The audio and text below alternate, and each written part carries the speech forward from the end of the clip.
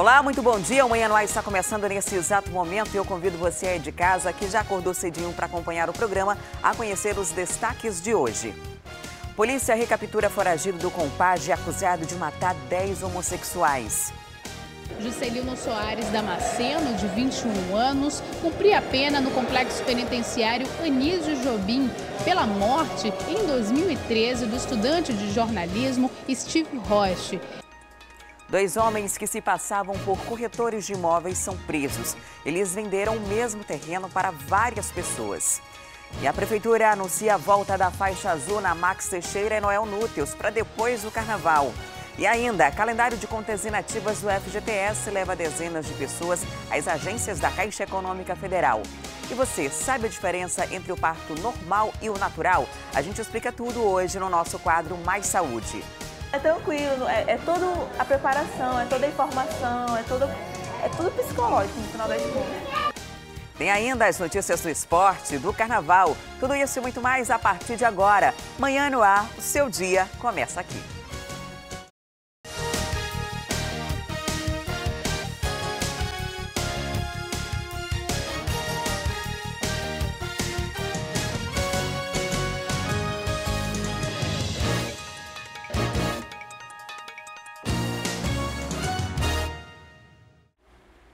Olá, muito bom dia. São 6h01. Nós estamos ao vivo e você pode participar do Manhã no Ar com a gente. Manda para cá a sua sugestão de reportagem, denúncia, flagrante. É muito simples, é só enviar uma mensagem de áudio, texto, foto, vídeo para o nosso WhatsApp. O telefone é esse aqui, ó, 992258767. Anota aí, 92258767. Você pode ainda entrar na nossa página no Facebook e interagir com a gente por lá. E a gente começa a edição do programa de hoje mostrando que mais um fugitivo do complexo penitenciário Anísio Jobim foi recapturado. Juscelino Soares é acusado de matar 10 homossexuais. A prisão dele aconteceu no bairro Santa Etelvina na manhã de ontem. E durante a apresentação na polícia, ele chegou a chorar, dizendo que é inocente. Vamos ver. No momento em que o foragido foi recapturado, por volta das 6 horas da manhã, ele dormia na casa da namorada no bairro Santa Etelvina. De acordo com os policiais, ele não apresentou resistência. Nós chegamos até ele via denúncia do 181, nós levantamos desde ontem, campanamos hoje, pela madrugada até o amanhecer e conseguimos localizar o endereço que ele estava com a namorada dele. Chegamos bem cedo, ele estava dormindo, não teve reação. Juscelino Soares Damasceno, de 21 anos, cumpria a pena no complexo penitenciário Anísio Jobim pela morte, em 2013, do estudante de jornalismo Steve Roche. Ele era homossexual e, na época, ele foi classificado pelos delegados como matador de homossexuais porque ele é suspeito de pelo menos 10 mortes desse tipo aqui em Manaus. Ele responde já judicialmente por 2 crimes de homicídio simples e 2 crimes de latrocínio. Então, tem uma relação de outras investigações e notícias que nós sabemos que chega a ser aproximadamente 10 vítimas, mas judicializados já tem 4. No momento em que ele estava sendo apresentado, ele chegou a chorar e disse que era inocente de todos os crimes, inclusive do crime que ele já foi condenado em 2013. E um homem de 27 anos foi preso em flagrante após esfaquear uma empregada doméstica durante uma tentativa de assalto no bairro Praça 14, na zona sul de Manaus. Sobre esse assunto eu converso ao vivo agora com o repórter Danilo Alves. Olá, Danilo, bom dia. Esse homem queria assaltar a casa da mulher e a empregada tentou impedir. Foi isso que aconteceu mesmo? Infelizmente foi isso mesmo, Adriane. Muito bom dia para você, bom dia a todos que assistem o Manhã no Ar. O nome do suspeito é Fábio Ferreira de Souza, de 27 anos, e a vítima é Luziane Maria Monteiro, de 29. Tudo aconteceu no fim da tarde de ontem na Avenida Tefé e, de acordo com a polícia militar que presenciou logo depois que o suspeito tentou fugir, foi pego pela população, a história que foi contada. Tudo aconteceu quando ele, o Fábio, tentou invadir uma casa e a Luziene estava trabalhando no momento em que ele tentou invadir o local. Foi então que ela viu a presença, do Fábio e tentou impedir a entrada dele até a casa para impedir o assalto. Foi então que ele estava com uma faca e esfaqueou as coxas da empregada. A gente vê no momento em que ele foi pego pela população, logo em seguida, depois do crime, foi que ela gritou por socorro, pediu por socorro, né, pelos vizinhos. Foi então que ele tentou fugir pela parte da frente. A gente viu também que ela ficou bastante ferida, bastante ensanguentada a sala, que foi a parte de fora que ele tentou entrar, e logo depois ele foi pego pelos vizinhos ali da Luziene e foi espancado, né? Foi uma tentativa de linchamento. Em seguida, a primeira Companhia Interativa Comunitária, a primeira SICOM, pegou o suspeito e apreendeu também a faca usada para a tentativa do assalto e trouxe ele aqui para o 1º Distrito Integrado de Polícia. Já a Luziene foi levada por colegas, por vizinhos, até o Hospital 28 de Agosto. E já passa bem, de acordo com o boletim médico, ela já foi liberada, foi medicada e liberada, não corre risco de morte. Já o Fábio se encontra aqui também, foi levado até o pronto-socorro para os curativos, já que ele foi bastante espancado pela população. As pessoas sabem a revolta da população. A gente viu nessas últimas semanas o quanto das pessoas que realmente fazem esse tipo de coisa, espancam, né, os suspeitos de crimes nas ruas, para justamente fazer com que a gente fala, essa justiça com as próprias mãos, né? E agora ele já se encontra aqui para poder prestar depoimento. A Polícia Civil ainda não passou nenhum tipo de informação para saber se ele vai à audiência de custódia ou se ele realmente vai direto para a cadeia, já que foi preso em flagrante. Enfim, eu sei que a gente sabe que ele está aqui nesse momento para poder prestar depoimento desde ontem, né? Porque já como ele foi preso após a parte de expediente aqui da delegacia, né? O plantão, ele fez o flagrante e aí volta o expediente para fazer todo esse recolhimento dele, caso ele vá para a cadeia. Se ele for para a cadeia, ele vai para o Centro de Detenção Provisória Masculino na BR-174 e responderá pelo crime de tentativa de latrocínio, já que a vítima, né, a empregada doméstica, ela foi esfaqueada nas coxas. É muito triste a gente falar uma notícia dessa, porque mais uma vez essa questão de assaltos, a gente sabe que as pessoas, hoje em dia, o índice de assaltos em 2016 já foi muito grande, foi maior que 2015, cerca de 13%, de acordo com a SSP, e em 2017 parece que esses números estão bastante maiores, né? Porque a gente vê aqui dos 2 meses para cá, de janeiro e fevereiro, a gente viu bastante assaltos mesmo, não só tentativas de assalto de casas, mas principalmente nas ruas, nas pessoas assaltando ônibus, assaltando as pessoas na parada de ônibus, principalmente no começo da manhã, nas primeiras horas da manhã, e agora essa situação, né, do Fábio, que tentou invadir a casa lá na Praça 14, na Avenida Tefé, e acabou ferindo essa empregada doméstica. A empregada doméstica foi bastante corajosa, porque tentar impedir, né, um ladrão de entrar na casa da pessoa, na casa em que trabalhava, para poder evitar o assalto, acabou reagindo, acabou sendo ferida. Por pouco, né, ela não escapou, ela escapou da morte por pouco, mas a orientação que a Polícia Militar dá, principalmente todas as polícias dão a gente, dão ao cidadão, é que não reaja ao assalto para nada acontecer, para evitar maiores transtornos, para evitar até mesmo a morte da pessoa, a morte, né, da pessoa que está passando por essa situação. Enfim, o Fábio se encontra aqui no 1º Distrito Integrado de Polícia para poder prestar depoimento e logo mais tarde vai ver aí qual vai ser o futuro dele, se ele vai para a cadeia ou se não vai para a audiência de custódia, e vai ficar à disposição, enfim, à justiça. Adriane. A recomendação da polícia é essa, de não reagir, a gente tem consciência disso, mas só sabe como vai se comportar quando está diante da situação, né? Tem adrenalina, tem toda a tensão do momento, e foi o que levou essa senhora a acabar tentando impedir que acontecesse esse roubo, até essa tentativa de homicídio. Ela acabou sendo atingida. A gente torce pela recuperação dela logo e que essa pessoa pague pelo crime que cometeu. Obrigada, Danilo, pelas informações. E a polícia prendeu ontem 2 homens que se passavam por corretores de imóveis. De acordo com as vítimas, os estelionatários vendiam o mesmo terreno para várias pessoas e o golpe era aplicado em um site de vendas. De acordo com a polícia, os suspeitos se passavam por corretores de imóveis e divulgavam o trabalho em um site de compras e vendas. A última vítima foi uma senhora de 45 anos que estava em busca de um terreno. Mas quem vai explicar mais detalhes sobre este assunto para a gente é o titular do 6º DIP, Jeff McDonald. Como é que foi toda essa situação, delegado? O flagranteado Anderson, ele se passava por corretor de imóveis. anunciou esse terreno. A vítima ficou interessada, então compareceu até o local e conversou com a vizinhança para saber a procedência do terreno. Foi quando elas informaram que havia um proprietário, sim. Ela encontrou com o proprietário e ele, espantado, informou que, mais uma vez estão anunciando a venda do meu terreno. Ela continuou a transação comercial e nos procurou informando que possivelmente estaria sendo alvo de um estelionato. Então a equipe montou campana e na área comercial da Cidade Nova, no momento do pagamento de R$5.000, que era o valor da entrada, foi dada a voz de prisão em ambos. Como vocês conseguiram chegar até eles?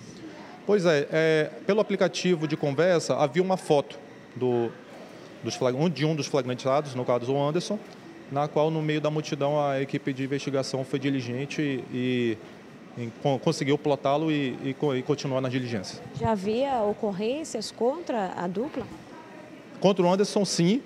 Contra o Agnaldo, não. Mas creio que haverá várias pessoas que irão nos procurar sobre essa situação. E qual era a participação do Agnaldo? O Agnaldo seria o secretário dele, né? Pilotava a moto, atendia o telefone, conversava com as vítimas e fazia a parte cartorária também. O que acontece agora com a dupla? Eles são encaminhados à audiência de custódia, na qual o magistrado ou a magistrada de plantão irá decidir pela continuidade ou não da prisão deles.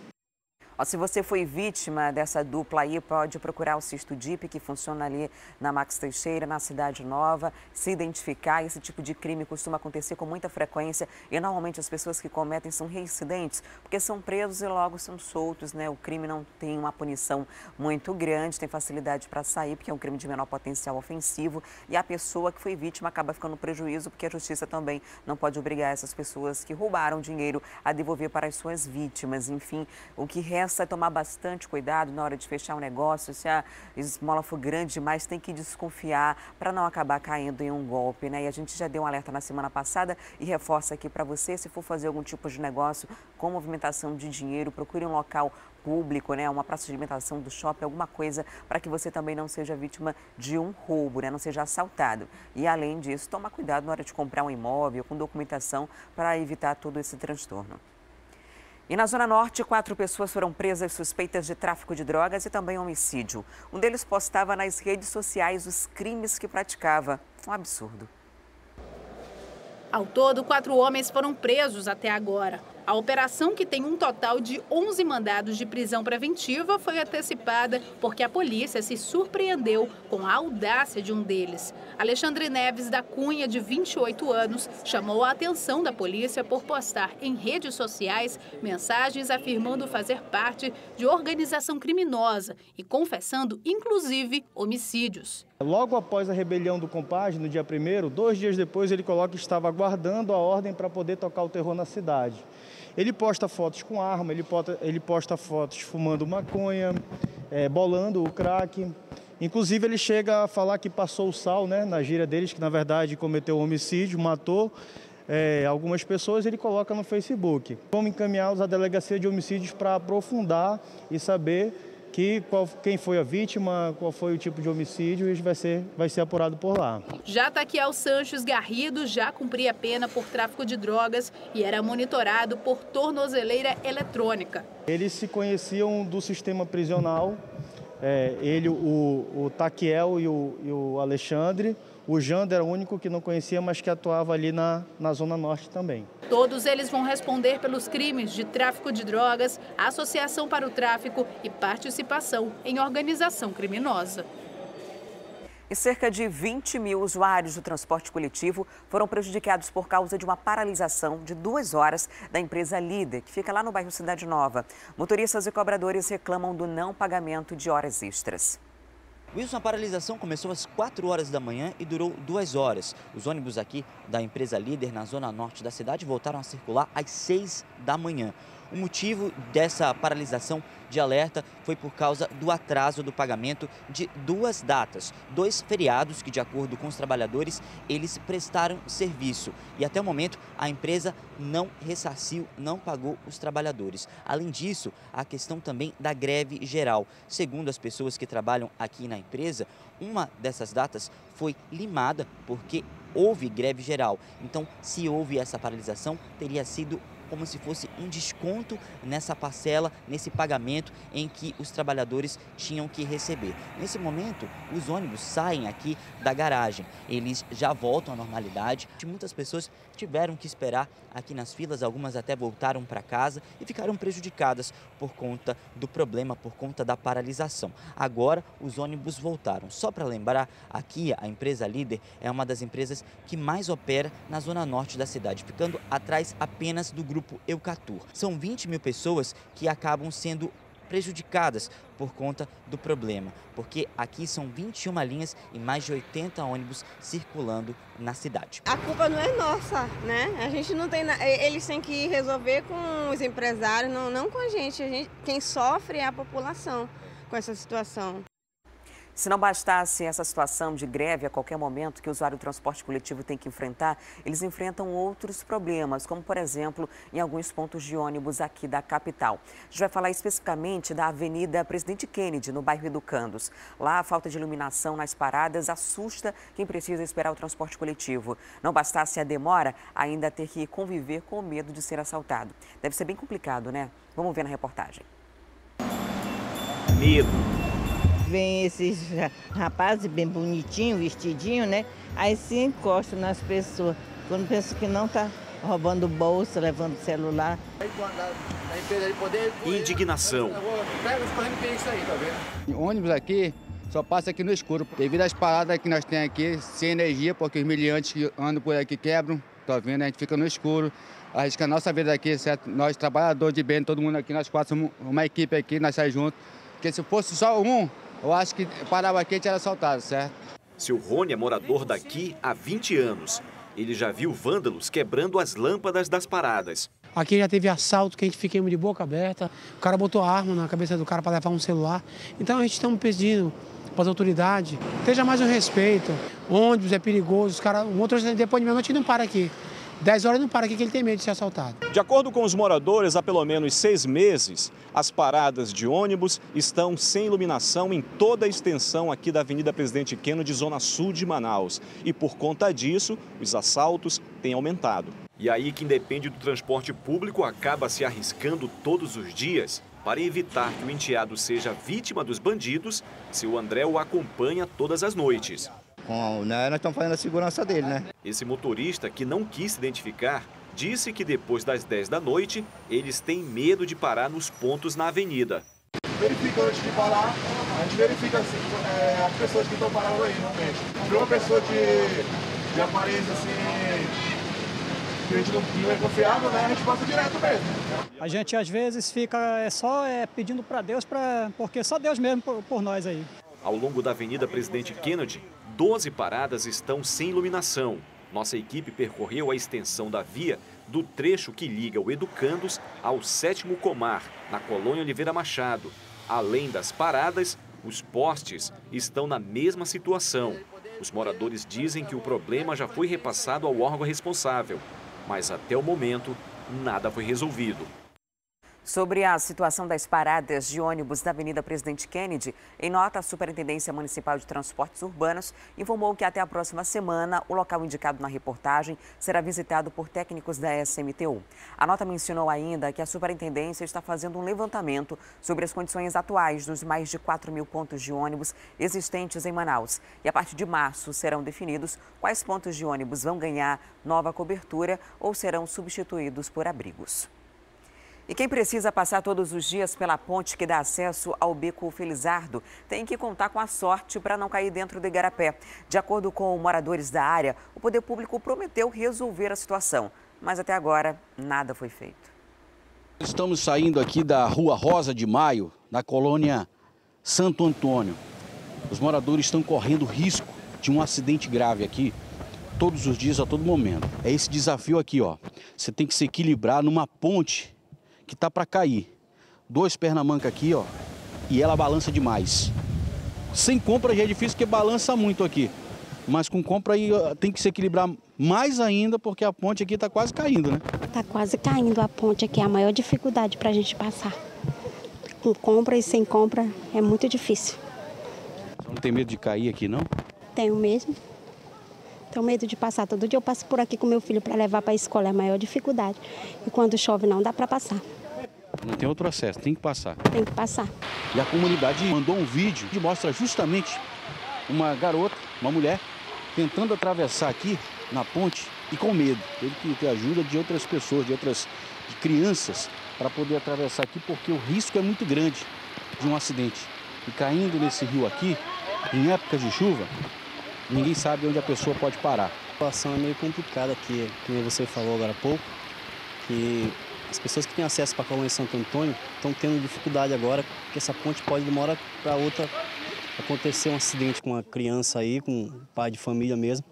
E sem falar que ela é o acesso principal para o pessoal que vão para o distrito, a partir das 3, 4 horas da madrugada, o pessoal já começa a subir aqui para pegar a Max Teixeira. Na vez que caiu aí essa ponte, o pessoal passaram 2 dias sem poder ter acesso, entendeu? Porque o único lugar que tem de passar é esse. E quando a água chega a subir, chega quase 2 metros de altura. Então, Deus defenda um acidente aí. A gente está pedindo ajuda, né?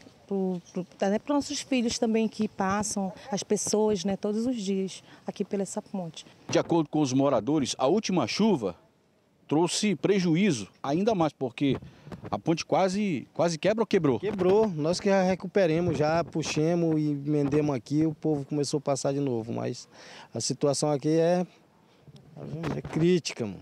Aqui nós temos 4 pontes aqui nesse igarapé, 4 pontes.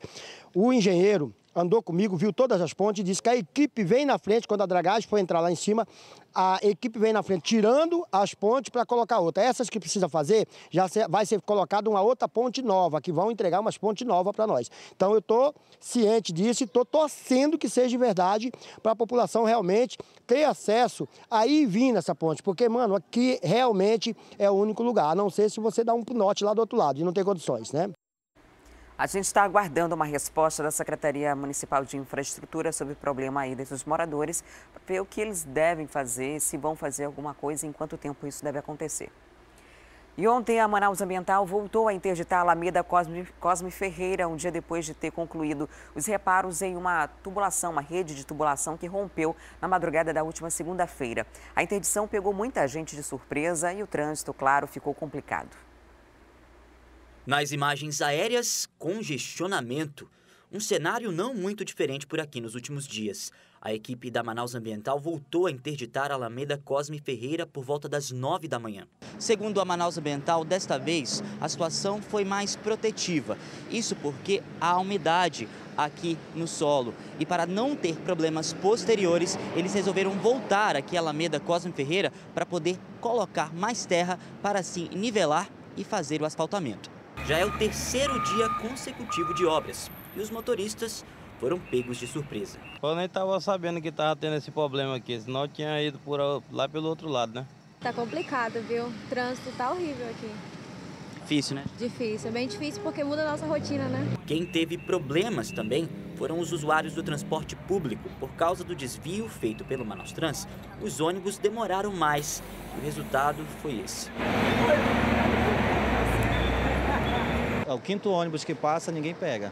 Tudo lotado. Tá aí, o pessoal fica do lado de fora. Tá difícil de pegar ônibus também para ir para casa? Tá, por causa que a gente vem e tá o maior trânsito e tá a dificuldade do horário também. O serviço da concessionária continuou pela tarde. Segundo a Manaus Ambiental, o reparo desta quarta-feira não afetou o abastecimento de água. E ainda hoje, Detran lança a campanha de carnaval, né? E essa campanha vai apertar o cerco para as pessoas que insistem em dirigir depois de ter ingerido bebida alcoólica. Tem ainda a movimentação nas agências da Caixa Econômica Federal com a divulgação do calendário do FGTS. A gente vai trazer esses destaques daqui a pouquinho, depois do nosso intervalo. Então não saia daí que eu volto já.